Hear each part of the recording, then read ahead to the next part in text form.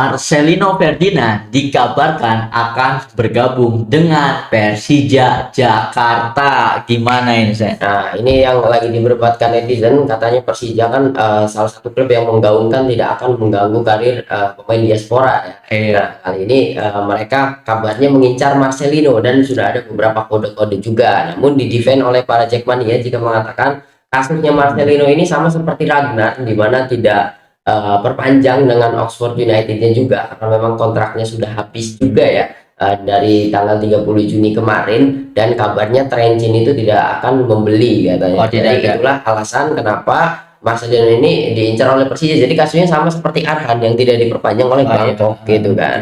Ya kalau seperti itu ya berarti ini kabar baik juga ya untuk kita karena memang Persija menjadi wadah untuk kembalinya Betul. Marcelino Ferdinand gitu Betul, kan. apalagi anak kesayangannya si Tayong itu Betul. sendiri kan gitu ya. Menurut gue sih dari sekian banyak penandatanganan baru Persija di musim ini sejauh ini ya, yang paling bagus ini Marcelino gitu Iya, kan. Ya kalau misalkan STY benar-benar ngedatangin Marcelino ya berarti bisa dibilang kalau misalkan STY ini langsung serius di musim pertamanya Iya. gitu kan, untuk perburuan title race untuk musim depannya gitu kan. Karena memang dengan didatangkannya Marcelino dan juga Pratama Arhan ini ibaratnya Coach Sintayong tidak memerlukan waktu yang terlalu lama untuk adaptasi ya, untuk Betul. menyusun skema skuadnya akan dibawa kemana Dan gitu. omongannya langsung dikabulkan, di mana dia mengatakan ingin memanggil anak-anak asuhnya, Iya, ya buktinya betul. Arhan sudah, sekarang Marcelino kan juga. gitu. Dan ya alhamdulillahnya tadi kan kedua pemain yang dipanggil ini kan tadinya abroad, dia ditarik ke Persija karena memang kontraknya tidak diperpanjang Iya, gitu diperpanjang. kan. Ya, ibaratnya Arhan dan juga Marcelino itu secara karir memang sudah membuktikan diri ya bahwa mereka berdua itu berani untuk abroad di masa emasnya gitu kan, dan ketika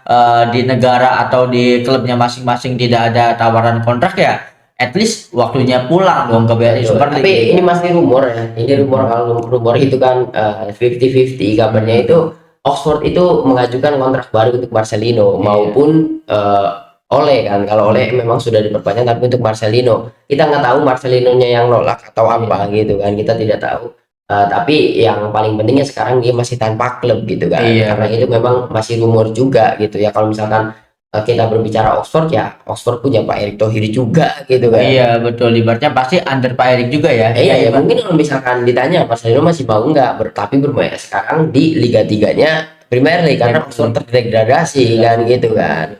Ibaratnya ini kalaupun sampai nanti here we go ke Persija ya itu sudah yang terbaik untuk Marcelino sendiri ya, bukan untuk Oxford, bukan untuk Persijanya gitu kan. Jadi ini memang keputusan terbaiknya gitu Sen. Iya ya, kalau misalkan kemarin Trencin mau buyout atau kan kontraknya berakhir, harusnya bisa ya dibeli oleh Trencin. Kalau misalkan memang Trencinnya mau, ya itu lebih baik untuk Marcelino itu sendiri. Karena Marcelino setelah recovery dari cedera dia kan membuktikan kalau performanya tidak underperform gitu kan, langsung nyetak assist juga di debut setelah di kembalinya setelah recover cedera juga. Sayangnya Trencin belum ada keputusan gitu kan. Betul, dan kembalinya ke Persija mungkin jadi opsi terakhir ya, jika memang harus pulang ya at least masih ada Persija. Betul. Ini juga kabar baik karena ya daripada bergabungnya ke klub-klub yang papan bawah BRI Super League gitu kan, ya ke Persija itu ya otomatis secara fix karir ya masih berada di fix karirnya ya, ya. yang sangat disayangkan Sen Batinama ya. Iya. Dipinjamkannya ke PSS Sleman. Oh ternyata udah ini. Kabarnya akan dipinjamkan sama Sirius Margono juga. Oh, satu Sirius paket. Margono nggak tahu kemana, tapi katanya Sen Patinama mau ke PSS Sleman kan. Karena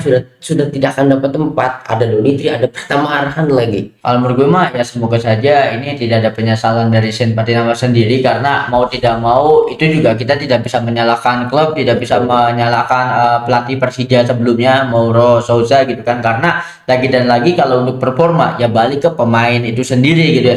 Ya semoga saja ketika dipinjamkan ke PSIS Sleman ya ini ajang pembuktian gitu loh, ya udah pasti jadi starter ya, ini waktunya Sen untuk bersinar untuk selanjutnya bisa dilirik, kalaupun nggak abroad lagi ya minimal bisa naik ke klub papan atas BRI Super League itu sendiri sih. Betul. Nah kemudian juga masih nyambung ke temannya Marcengnya yang di Oxford, dan ini adalah kabar yang menggembirakan. Oleh Romani sudah down deal dan juga sudah diperkenalkan oleh Fortuna Sittard ya, sudah resmi, tidak ada kabar lagi Oleh ini akan pulang Liga Kangkung ya. Dia sudah di Fortuna Sittard dan juga akan bersaing dengan Martin Paes Mesilgers di sana ya, karena Fortuna Sittard kan berhasil promosi kan ke era divisi untuk musim depan gitu. Bener, apalagi duetnya sama. Kalau ini bener-bener next level kan, dari Oxford divisi 2 naik ke divisi utama di era divisi. Ya.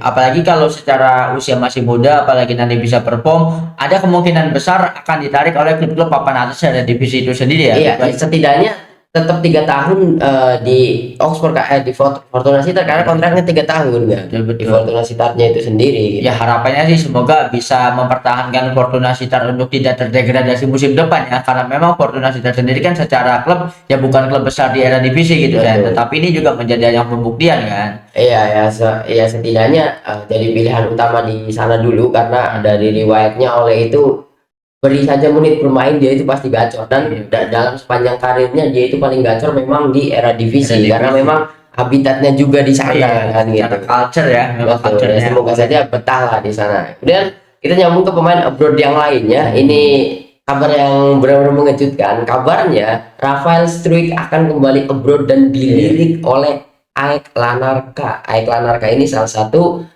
klub di Liga Siprus ya. Iya, waduh, ini kabar yang ujung-ujung bagus banget sih ya. Bagus, karena AEK Larnaca itu klub besar dan langganan juara. Bahkan Van der Hoorn kemarin, pemain Utrecht yang diincar PSV itu milihnya Larnaca kan. AEK Larnaca, dan sekarang AEK Larnaca mengincar Struijk gitu kan. Ini benar-benar akan menjadi comeback luar biasa untuk Struijknya itu sendiri gitu, karena ketika dia sudah tidak mendapatkan tempat di Dewa, sekali comeback dia langsung abroad lagi. Itu semoga saja ini bukan sekedar rumor ya gitu kan. Semoga saja ini benar-benar terjadi untuk Struijk, karena ya dia masih muda dan ini mungkin menyelamatkan karir dari Struijk itu sendiri. Betul kan? Betul. Apalagi kalau dilihat ada posisinya di Dewa ya, ini sangat mengejutkan, karena siapa sangka gitu kan ya, mungkin ekspektasi kita ya paling akan dipinjamkan ke klub dari Super League lainnya, tetapi malah bisa abroad lagi gitu kan. Sama seperti inilah, sama seperti Shane gitu kan, seperti nama dan juga Sirius Margono ya. Tapi untuk Struijk ini alhamdulillahnya kabarnya ini rumor ya, tapi semoga saja jadi. Karena bingung kalau misalkan masih tetap stay di Dewa, kabarnya Dewa juga tidak akan memperpanjang Ivar Jenner katanya. Ivar Jenner itu kita nggak tahu akan kemana, itu kan, apakah masih stay di Liga 1, apakah abroad lagi gitu kan. Mengingat ya Struijk kemudian juga Ivar Jenner, keduanya masih muda, masih muda banget gitu kan.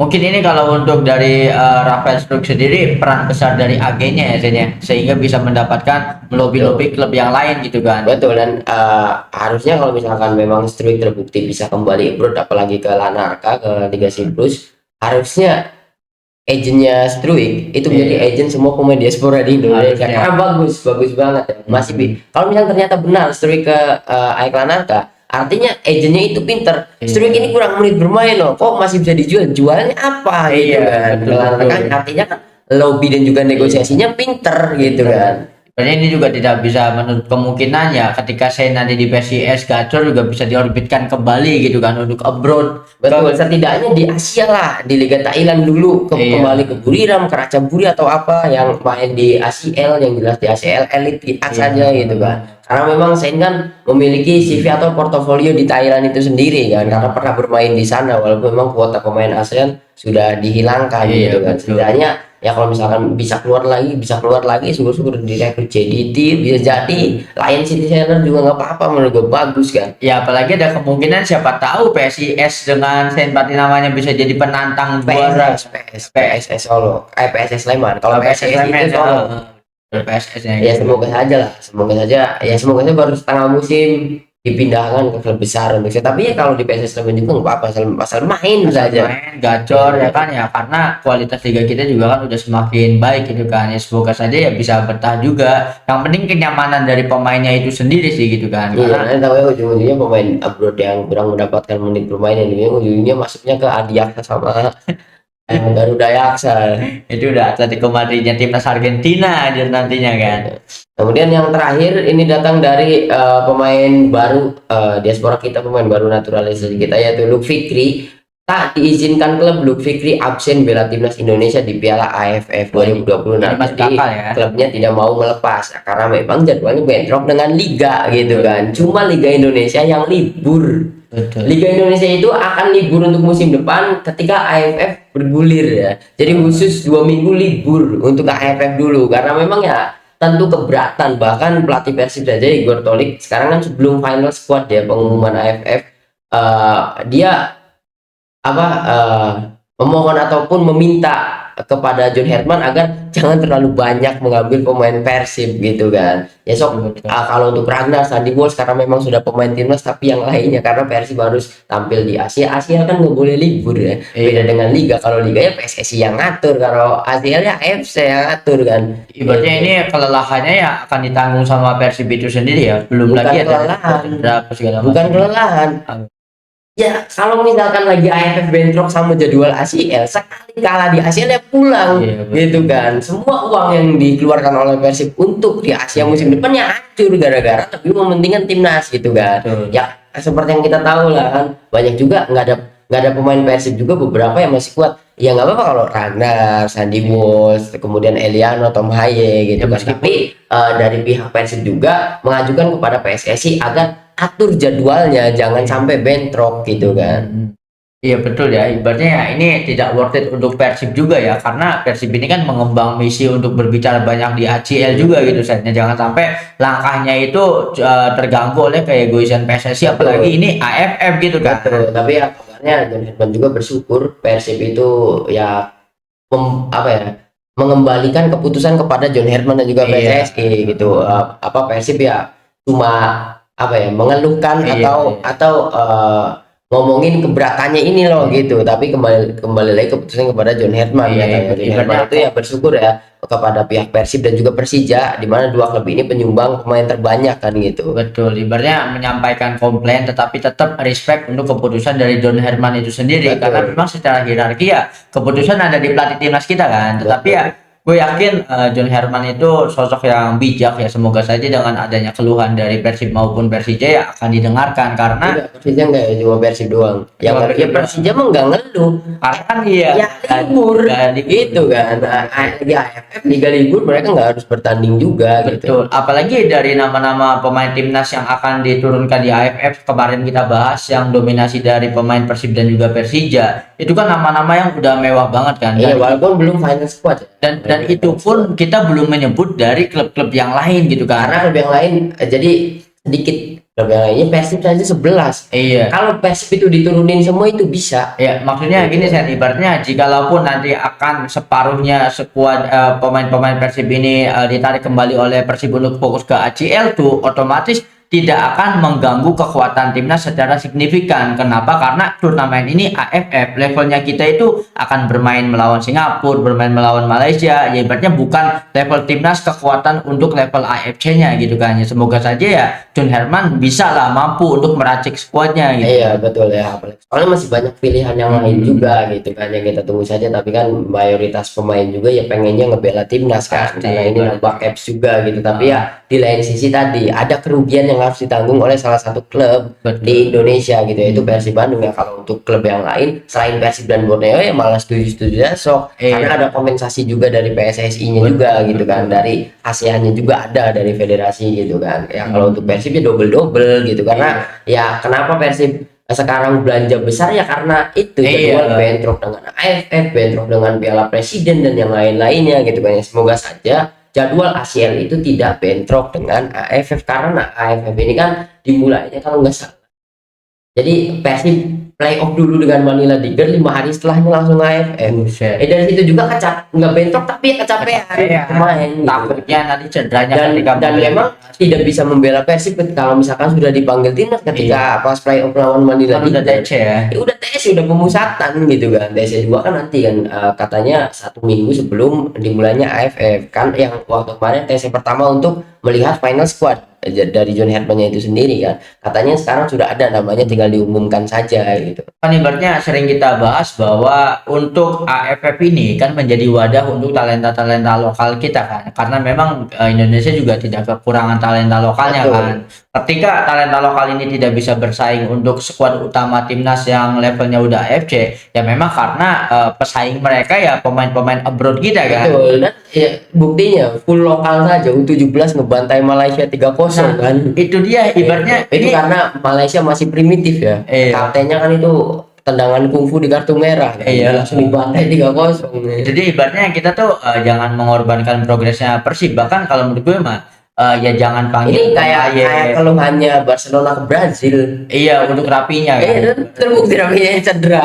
Ya Barcelona habis itu gugur UCL apa segala macam kan. Ya maksudnya ya gue keberatan juga ya kalau memang nanti Sandy Walsh, Ragnar, Tom Haye, Eliano dipanggil juga karena tidak worth it gitu kan. Justru Kayaknya kalau untuk 4 pemain itu dipanggil kayaknya. nah kalau dari sisi gue Karena memang label timnas juga gitu kan. Memang pasti Persib melepas gitu. Maksudnya jangan 11 pemain yang dimasukin ke profesional squad itu dipanggil semua gitu kan. Karena Persib masih membutuhkan Mark Locke, Beckham untuk di ACL nah, gitu kan. ibaratnya harusnya John Herman ini akan mengadakan rekonsiliasi dengan coachnya Persib yang terbaru ya, yang sekarang gitu kan. Ibaratnya mana nih pemain-pemain dari Persib yang menjadi prioritas line up untuk ACL nya gitu kan. Nah, jangan mengganggu tuh, jangan sampai ada gesekan gitu kan. Kalau selebihnya bisa digunakan ya gunakan gitu kan. Karena memang ya lebih penting ACL tuh daripada AFF ini. Betul. Karena kan AFF ada dua ya, AFF format lama sama AFF ASEAN Cup baru nih. ASEAN Cup nanti November. Betul. Gitu kan. Nah, terus kenapa prioritas ACL tuh? Karena untuk AFF pilihannya masih banyak gitu, Sen. Jangan menitik beratkan untuk mengandalkan power dari Persib Bandung karena memang masih ada kecuali nggak ada pilihan lain baru gitu kan. Ya, kembali lagi kepada John Herman yang pilihan lainnya itu ya bisa Sesuai kan? enggak gitu kan. Dengan level ini soalnya pemain Persib, pemain diaspora yang dimiliki oleh Persib itu semuanya kan pemain utama untuk squad AFF ya, bukan AFC. Sandy Walsh, Ragnar sudah masuk AFC kan untuk internasional bersama Beckham gitu kan. Tom Haye juga, Eliano juga, semuanya pilihan utama pasti di AFF gitu kan. Mungkin untuk Ragnar, kemudian juga Sandy Walsh, Eliano, Tom Haye itu pasti akan dipanggil gitu kan, karena memang ya dari pemainnya juga ingin membela timnas juga. Nah, sedangkan gitu. kalau nama-nama itu dipanggil timnas untuk membela AFF akan menjadi kerugian nggak untuk Persib Bandung? Kalau untuk Persib mungkin kita tunggu saja ya, karena masih banyak sekali pemain yang berdatangan dan juga CV-nya lebih bagus dari pemain-pemain diaspora kita kan. Yang didatangkan itu ya bukan pemain asal-asalan juga. Dan kabarnya Jibril Sidibe jadi sepertinya ke Persib Bandung, dan juga ada Mariano Peralta juga. Dan Persib ya belum selesai, pemanggilan masih akan banyak sekali pemain yang datang gitu kan. Untuk Persibnya itu sendiri gitu ya. Kembali lagi kalau misalkan memang itu keperluan John Herman ya Persib ya sok-sok aja gitu. Apalagi jika dari sisi manajemen Persib, pemain-pemain timnas yang dipanggil ini memang dikhususkan untuk fokus di BRI Liga 1 kan. Itu kan menjadi pintu juga kan untuk bisa dilepas ke timnas gitu. Betul ya, karena memang BRI Liga 1-nya libur ya. Kalau Persija pun tidak keberatan ya libur liganya. Gitu kan. Ya sama seperti Luke Fikri yang klubnya tidak melepas kan, karena memang jadwalnya kita Liga masih jalan gitu kan. Ini bukan jeda internasional gitu kan, karena AFF bukan jadwal kalender resmi FIFA kan. Bahkan jikalaupun nanti AFF ini mengganggu waktu liburannya pemain juga, ini kan sangat disayangkan. Ya, takutnya ini kayak oleh cedera di Piala Presiden lah, takutnya kan seperti itu. Konsekuensinya klub yang nanggung gitu kan. Ya bukan hanya klub, kalau urusannya cedera pemain timnas kita loh yang dipertaruhkan. Iya, dan untuk biaya juga kan klub yang nanggung. Apalagi seperti Boas waktu kakinya patah, yang nanggung kan Persipura semua, timnas ngasih kompensasi apa-apa. Nggak tahu ya di era sekarang gitu. Kalau Pak Heri kan mungkin lebih adil lah gitu kan. Karena ya ini tidak dapat kompensasi FIFA juga gitu. Ada yang mau dibahas lagi nggak nih? Kita sudah sampai di sini ya. Kita kawal terus rumor-rumor para pemain diaspora yang seperti Messi kemarin belum ada keputusan dengan Twente ya, dia akan seperti apa itu kan. Kita tinggal tunggu saja ya. Dan juga untuk Miliano Jonathan tadinya mau gue bawa, tapi nantilah. Miliano Jonathan kan ditegur oleh, ya membalas komentar netizen, katanya wah sudah ACL tuh nih udah cedera ACL 2 kali nih, apakah performanya akan turun, katanya. Dia menjawab I will, katanya gitu kan. Artinya dia benar-benar mendengarkan keluhan netizen Indonesia yang ngerumpi banget gitu, sampai ngurusin cedera ACL, padahal yang komen gak ngerti apa-apa anjing. Gitu. Jadi sempat ditegur sama klubnya juga ya. Mungkin itu saja yang sudah kita bahas tentang update berita-berita pemain timnas kita ya. Berarti buat teman-teman yang punya opini ataupun argumen, drop opini kalian di kolom komentar. Thank you banget yang udah nonton episode kali ini sampai habis. Jangan lupa buat komen, like, share, dan juga subscribe tentunya. Sampai jumpa di episode selanjutnya.